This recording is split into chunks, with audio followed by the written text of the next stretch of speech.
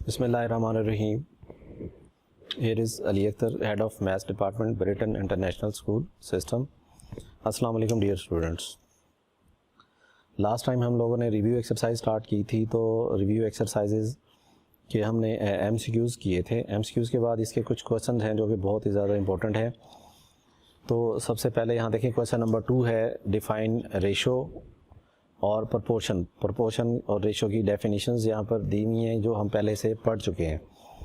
फिर मैं इसको रिपीट कर देता हूँ। Relation between two quantities of the same kind is called ratio. और प्रोपोर्शन क्या पढ़ा था हमने? Proportion is the statement which is expressed as an equivalence of two ratios, कि दो रेशोज़ के दरमियान हम इक्वालिटी का साइन डालते हैं तो ये क्या बनता है? प्रोपोर्शन।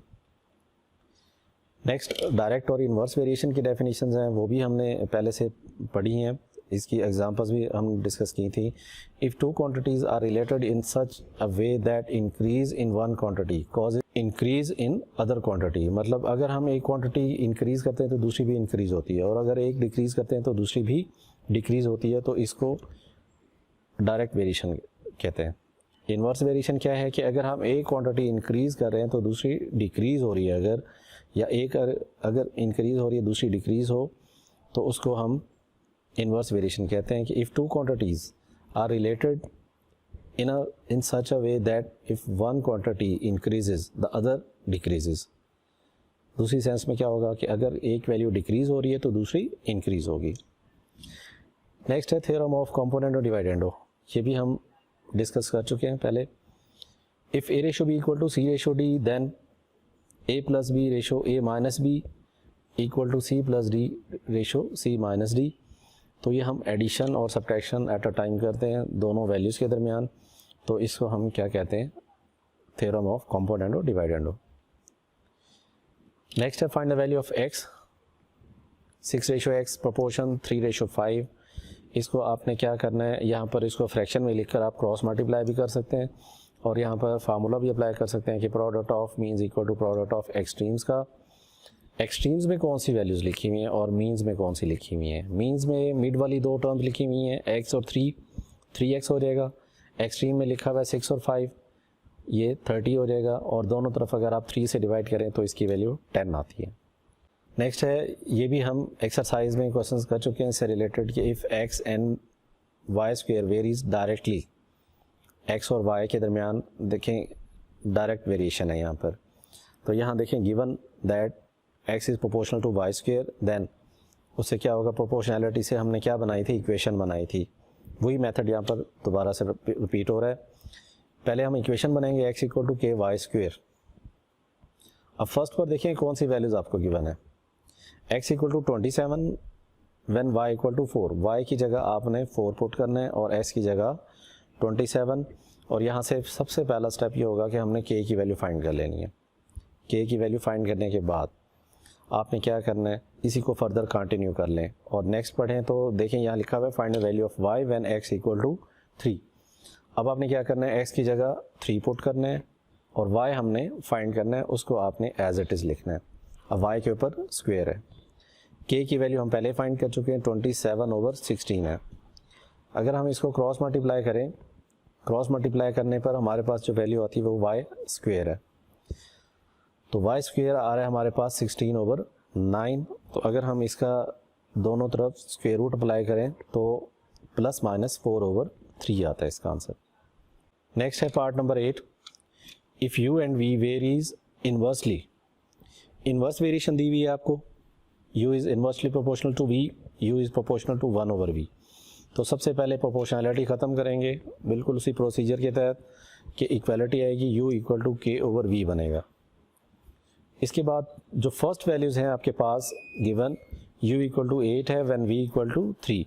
तो फर्स्ट पर आपने पहले उनको पुट करना है। उनको पुट करने के बाद आपने क्या करना है? k फाइंड कर लेना है।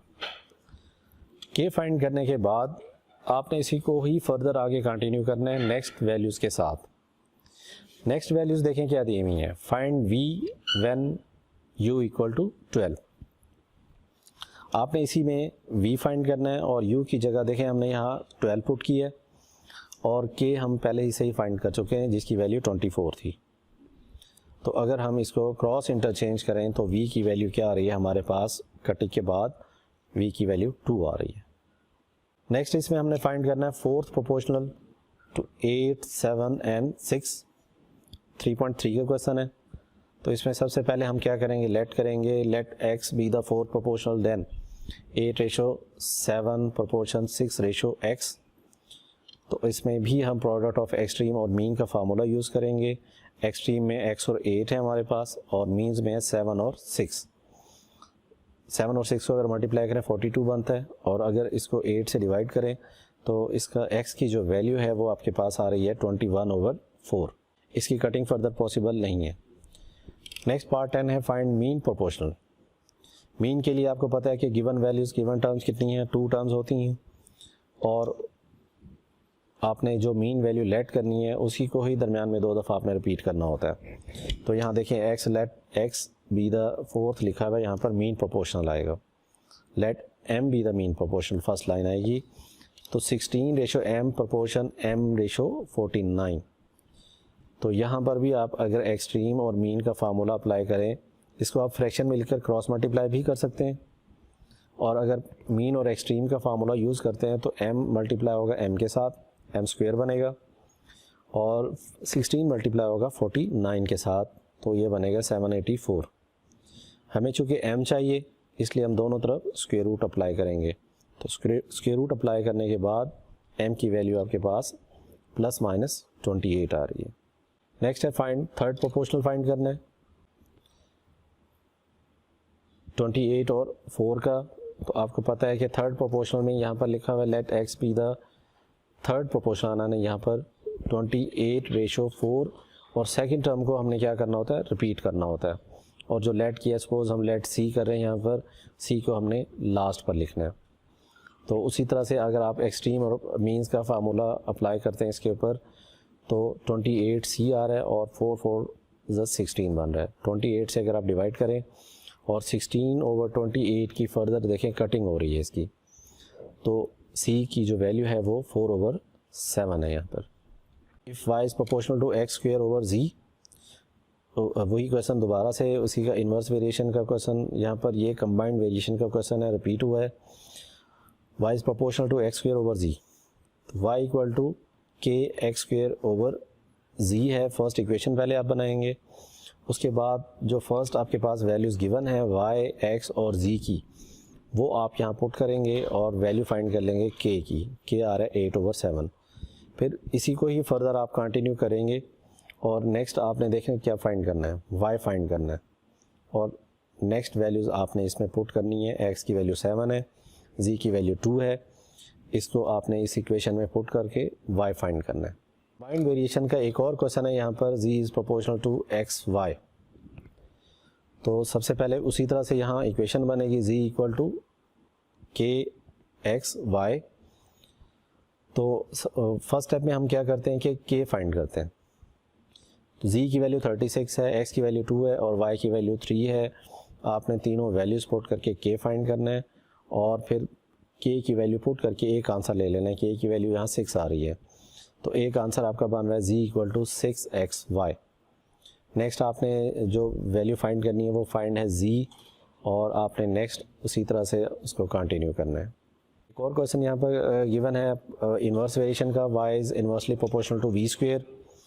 इसमें भी आपने पहले इक्वेशन बनानी है, k पुट करना है। इक्वेशन बनाने के बाद इक्वालिटी के साथ w इक्वल टू k/v²। तो w की वैल्यू यहाँ पर 2 है, y की वैल्यू 3 है। इसको आपने इक्वेशन 1 में पुट करके पहले k फाइंड करना है, और जस्ट यहाँ पर k पुट करना है, और उसके बाद फर्दर वैल्यू आपसे जस्ट w पूछी गई है और अदर वैल्यूज़ आपको नेक्स्ट गिवन नहीं है, इसलिए आप यहाँ पर इसको स्टॉप कर देंगे। y इक्वल बनेगा 18/v²। प्रैक्टिस आप लोगों ने घर पर करनी है, और अगर कोई कन्फ्यूजन होगी तो आप ग्रुप में इसको डिस्कस कर सकते हैं। ओके, अल्लाह हाफिज़।